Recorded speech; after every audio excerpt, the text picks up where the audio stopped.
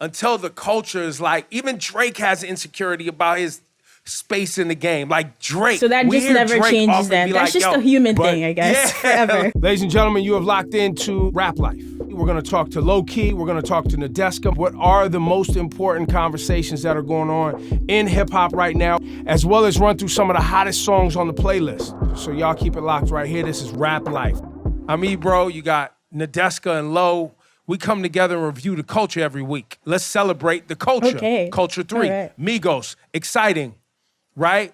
Big. What's the, you said you checked the charts already, Lo. How's Migos performing on the charts in Apple Music? From what I'm hearing, it's either a number 1 or number 2 debut. It's between them and Polo G. But just the reaction online, the reaction outside, Migos they've gotten a lot of praise. They started out strong with Avalanche, the first track on the album. Drake's on there, Cardi's on there. And like I was saying last week, I wanted this album to be that stepping stone for them, and I believe it is. I believe it. They returned with some fury. I believe they reclaimed their spot, and they looked like they were having fun. So I think, and the chart numbers will speak for how I feel and how a lot of people feel about the new project. All right, so I did listen to the full album. I know that going into this, Low-key was really, really excited. I had high expectations for the project. I was just sort of neutral, waiting to see how it played out. And I'll say this, I feel like a Migos album is an outside album. Haven't really been outside that much in the past few days to enjoy this in the venues where I feel like it would hit the way it's supposed to hit. To me, it was a cool album. I liked it. I didn't dislike the project. I don't feel super passionate about it. I think some of the songs that people love the most, like the track Jane, that wasn't a standout to me at first as I listened. But I think with Migos, for me, it's like repetition and, like I said, being out and enjoying it. So it was a cool album. I was not disappointed, but not necessarily blown away by anything on it. What do you think, Libro? I actually really enjoyed it. Migos is a group that I've had to learn, right? When they first came out, me being an older head, I was like, I don't get the bop. I don't get the move. I don't know what they saying. I met them. They look like kids who love the music. So I was like, I was trying to be into them because I could tell they loved the music aspect. They wanted to be dope musically speaking, even though I wasn't really up to it. So I leaned in with them because I had an appreciation for the ad-lib flow and the way the group dynamic, like, and them playing off of each other. But I wasn't in all the way, but they got better with how they sound. They got better as rappers over time, and I think they have definitely hit another level, as Low Key just pointed out on this Culture 3 album. As you pointed out, Nadeska, it is an outside album, and another thing I love seeing right now, the freestyles that they've done. Shout out to the LA Leakers. That freestyle is moving around. That's very dope. I love seeing rappers work. Like, I like seeing the work, right? Like, I like seeing, y'all hitting a club. Like, I heard they was in King of Diamonds in Miami, and I heard they're moving around as a group. You know what I mean? Like, I love seeing their face light up when their boy Takeoff, who's not the most public persona of the group. Like, I love seeing that whole vibe of everybody celebrating Takeoff and them laughing and smiling together as kids who grew up together, like real blood family. Like, so there's a lot to enjoy about the Migos. When you think about great rap groups, making it this amount of time, doing solo things and still coming back together. How long have they been out as a group, public? We're talking almost, 8 years? At least about 7 or 8 years. Yeah, and they've been through a lot. That's something to get here. That's something to be celebrated, right? Yeah, but I think you make a really good point. So one of my things with early Migos, I think it's probably a combination of them being from the streets, being new to the industry and whatever. It just always felt like sometimes they were too cool to do everything, too cool to have fun. And I like that, to your point. It doesn't feel like that this time around with the album rollout. It feels like they're really leaning into this and like really interacting, which is nice.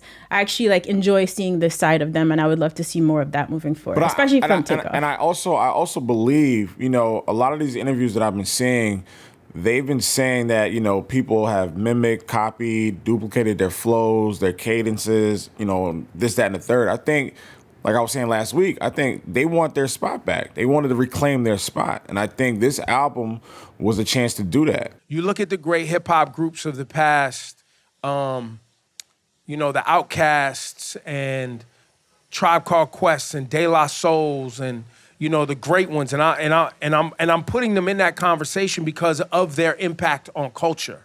You may or may not like them musically, but their contribution to culture and their desire to want to be dope rappers and contribute dope music to this hip hop culture, I think we can all agree that the effort is being made and they care about what they're doing. I think it's undeniable, but I I mean, I don't know if you guys disagree with this. I feel like for the past few years, we've heard maybe not Takeoff, but Quavo and Offset in remarks on Twitter and whatever back and forths, always trying to sort of prove their place in the culture. And that's been a little bit confusing to me because, to your point, their impact has been undeniable so far.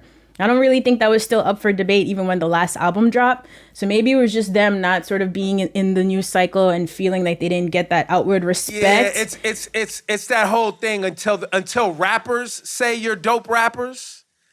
You know what I'm saying? Until you're a rapper's favorite rapper and you rap, there's this, you have even Cole. Like Cole is somebody that even had insecurity.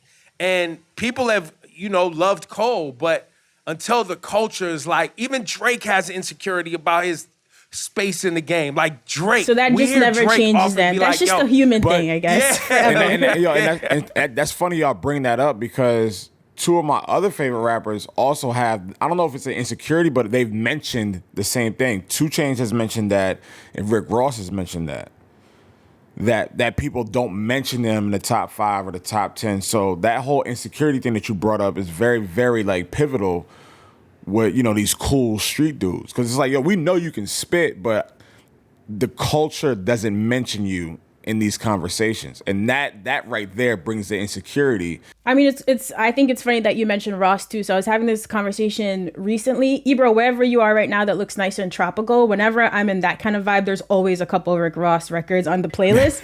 So my friends and I were like in Costa Rica, expensive and just feeling yourself. We were talking about how Ross is one of those people that unfortunately, again, maybe you're not in the news cycle, you're not dropping music currently that people are talking about, but he has classic music. And he's one of those people that, you know, God forbid, I don't even want to put this out, but if we were to lose him, that's when you would really see the outpouring of like support and appreciation. And it's unfortunate that we don't give people their roses. But again, how do you do that on a day-to-day basis? But it's hard for them to know that they're always part of the conversation behind the scenes. We're still loving the music. But Ross and 2 Chainz, respect. I love both of them. And also Polo G, who had a very eventful release week with a #2 album on Apple Music, but also an arrest in Miami. Nadeska, do you have the details on the drama of the arrest? Okay, yeah, so unfortunately, you know, of course, this is not how Polo G wanted to celebrate album release week, because he did drop a great project that he worked really, really hard on. But he was out in Miami celebrating, and, you know, apparently he got pulled over at a traffic stop and allegedly resisted arrest. So he was facing 5 charges. He was booked and then released. So it seems like resisting arrest was the issue. There's apparently footage on police body cams that they're reviewing right now. And he kind of tweeted that they were just targeting him and his team as soon as they got off the plane. Apparently his mom said even his little brother were in the car. So it didn't sound like they were trying to cause any problems, but cops had an eye on them. So hopefully this is something that gets resolved and is not going to hang over him, because I feel like right now we should really be focusing on the music. I know this is an important project to him. He said he's been working on it for over a year at this point. Yeah, you know, it should also be pointed out, I think Polo G said that the cop, when they pulled him over, had mentioned that they had been on him, you know, since they got off the jet. They left the airport. It also is important to mention that they got pulled over apparently because of 2 dark window tints. Was the reason that they got pulled over. I saw some footage from a Miami news outlet of Polo G leaving the precinct, and he had like his head covered. Like, he wasn't just like freewheeling. Like, he's not treating this, it doesn't feel as like one of those rapper incidents where they're kind of like smiling in the mugshot and it's like, you know, a promo moment. Like, this feels like he's really not cool with this. And I know his mom is active on social media too, I believe. And she was even, you know, bailing people out, and his sister getting bailed out. So this doesn't feel like one of those, you know, as Lo always says every week, come on, bro, why y'all got to keep getting in trouble?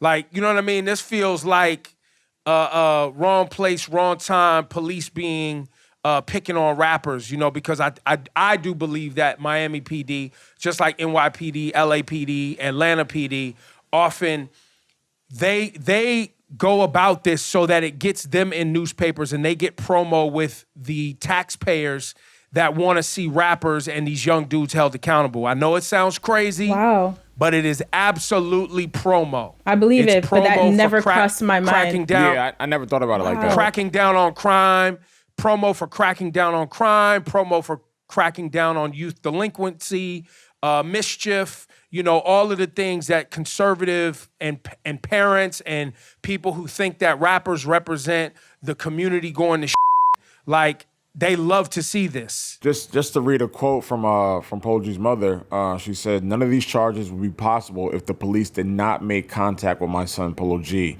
He was not the driver. He was a passenger in a professionally licensed vehicle with security. He was moving smart and correctly. What more could he have done?"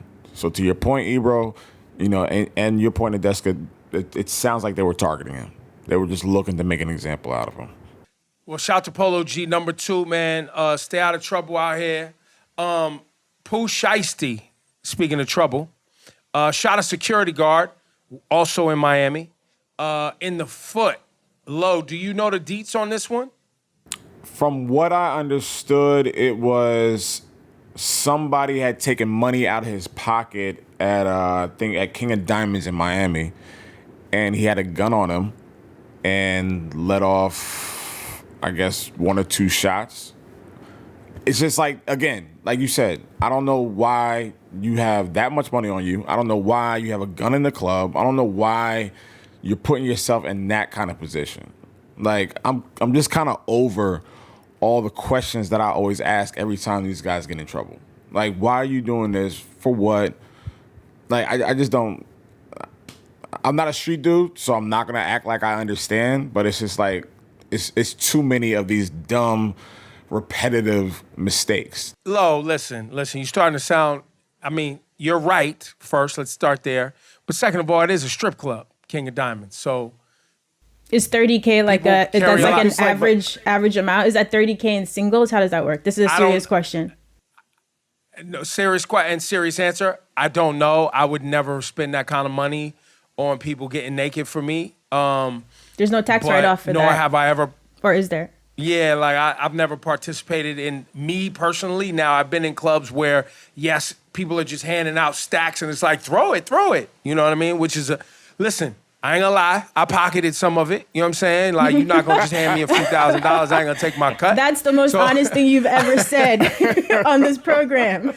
You know what I mean? I took half and threw the rest. You know what I'm saying? This is on brand. Pooh Shiesty is still very close to that old life, I think, in many ways. Remember, this latest charge at the King of Diamonds is an add-on because he got an aggravated battery with weapon and an aggravated assault with a firearm also right outside, I think outside Miami. I think Bay Harbor Islands is right outside Miami. He's got a couple of charges in Florida that he's dealing with right now. Once again, I think his different than Polo G. I think he's still a little bit closer to that life. I think Pooh Shiesty did real time recently and came out and got this music thing moving for himself. So I think Lo, he's still, we talk a lot about that transition period. You know what I mean? Of trying to, that 1 foot in, 1 foot out, still got friends that's in, making a few dollars, and your friends that's still in, you trying to help them out with certain things. And, look, we hope the best. I had a conversation with Pooh Shiesty. I could tell he really cares about making dope music. I could tell he really cares about being respected in the hip hop thing. So, you get a W, a little tally in the W column for that for me. But to your point, Lo, you got to move smarter. Versus Eve, Trina, legendary ladies in this rap thing. There's plenty of pictures of them. They have had a camaraderie throughout the years. Lo, you're the architect of the cheat sheet. How many do they have collabs? They have some records together. They got a couple of records together. But it's these two ladies. I think Eve is more of the lyrical, queen. Trina is the ratchet, strip club party vibe queen. And it's gonna be, it's gonna be a fun time. I was kind of not confused, but I was like, okay, this is an interesting battle. This is an interesting matchup. Because of the types of music they make, or why? Yeah, like like I said, Eve is very, very lyrical. Eve will love to bar you up. Not to say Trina can't, but then when you think of Trina, you think of the strip club anthems, the collaborations, the ratchet vibe. So it's like it's she gonna got be some storyteller joints too. She got some, yeah. She got some She some does. thought escapade joints. You know what I mean? Yeah. She's she's what JT and Young Money are trying to be. You know what I'm saying? Yeah. They're inspired. What we hear from the City Girls was really Trina was the architect of a lot of that. I mean, other women as well, but Right. Trina was the architect for a lot of that. Shout out to Magnolia Shorty too. These two are really, really gonna put us in the blender because we don't know where each record is gonna go. It could be a collaboration, It could be a feature, it could be a remix. There's a lot of different directions these two can go. So it's gonna be very interesting to see how they play it. And the reason Nadeska's being quiet is because in her ratchet days, Trina was going up. Talk to him, Nadeska. Actually, I'm here cheesing. You guys know I missed a couple of the last verses. Like, I've kind of been taking a break, but I'm watching this because I love Eve. Have you ever talked about Eve here? I don't think so. I love Eve. You know how bad I wanted to be her when I was younger? She was like the coolest ever. I wanted the little paw print tattoos and everything. I think we did like a Rough Riders performance in like high school or something like that. And I tried to get cast as Eve. It didn't really work out, but I love her. I even love her life after music. She just married a billionaire. She's out in Europe doing whatever she does. She comes back. She does her talk shows. I feel like we talk about our artists aging gracefully. I think like Eve hit a home run all the way. So I'm excited to see her like back, like doing verses. This is really exciting for me. I don't know why you think Trina would be my pick. I love Trina too, of course, but like Eve all day. I was joking, but you want to know the interesting, y'all want to know something super interesting about both of these people, Eve and Trina? Eve was a stripper, a real for real stripper. Yeah, you know that. Became a rapper, and as Nadeska just pointed out, Trina was like from a strict home where her mom is like a Caribbean, Trina's from a Caribbean home, super strict. Oh, I didn't know that. Mom is like a real estate agent. Wow. And makes the super like ratchet, nasty talk. Eve was really in the strip club and made tons of record about, domestic violence and like positivity and like pop records. Like they really, like they're almost diametrically opposed. Their real lives, the way their real lives panned out. Shout to Lo, shout to our girl, the pit bull and skirt Nadeska. You know what I mean? Ready to do her thing. Oh boy. Okay, thank you. Right. I was wondering why you were stumbling for it. It's like, damn, did he forget my name? What's all right. I'm like, yo, bro, like we do this every week. I was trying to remember what they call Eve in the Rough Riders. I got you. I appreciate you. Yeah, the pit bull and the skirt. Yeah. But anyway, I love y'all. Make sure you subscribe to the Rap Life playlist in Apple Music. You can add that every time it's updated. You get all the new music. And also subscribe to this here Rap Life review for Nadeska and Lo. I'm Ebro. Love y'all.